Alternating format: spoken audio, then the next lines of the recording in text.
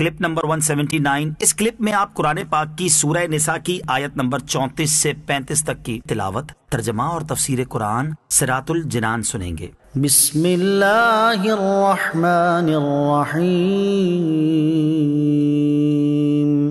ترجمہ، اللہ کے نام سے شروع جو نہایت مہربان رحمت والا ہے۔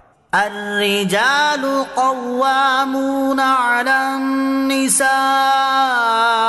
بما فضل الله بعضهم على بعض وبما أنفقوا من أموالهم، فالصالحات قانتات حافظات للغيب بما حفظ الله،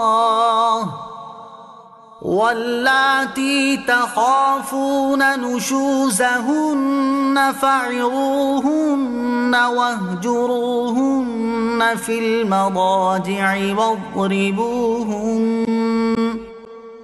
فإن أطعنكم فلا تبغوا عليهن سبيلا، إن الله كان عليا كبيرا۔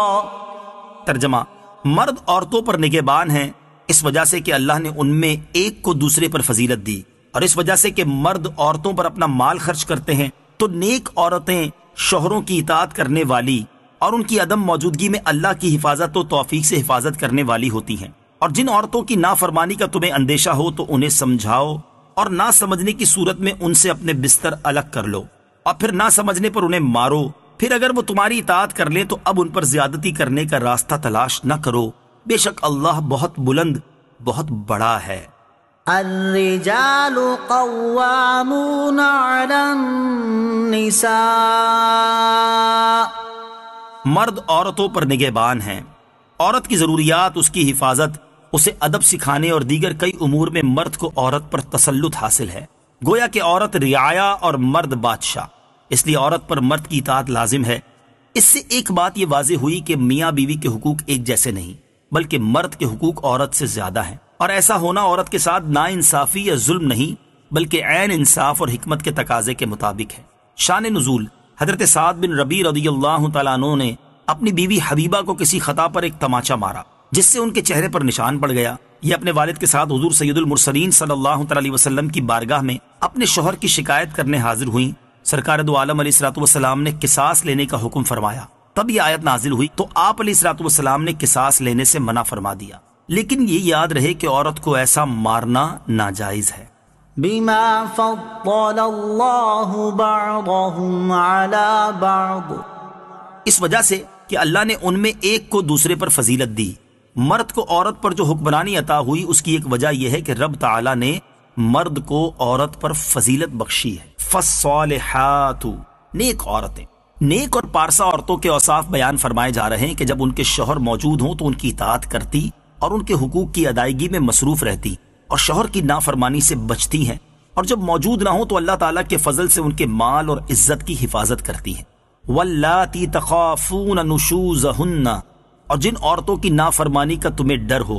اس آیت میں نافرمان عورت کی اصلاح کا طریقہ بڑے احسن پیرائے میں بیان فرمایا گیا ہے۔ فَإِنْ أَطَعْنَكُمْ، پھر اگر وہ تمہاری اطاعت کر لیں، یعنی جب گناہ کے بعد توبہ کرنے کی صورت میں اللہ تعالیٰ تمہاری توبہ قبول فرما لیتا ہے تو تمہیں بھی چاہیے کہ تمہاری زیر دست عورت جب قصور کرنے کے بعد معافی طلب کرے اور نافرمانی چھوڑ کر اطاعت گزار بن جائے تو اس کی معذرت قبول کر لو اور توبہ کے بعد اسے تنگ نہ کرو۔ بیوی جب اپنی غلطی کی معافی مانگے تو اسے معاف کر دیا جائے۔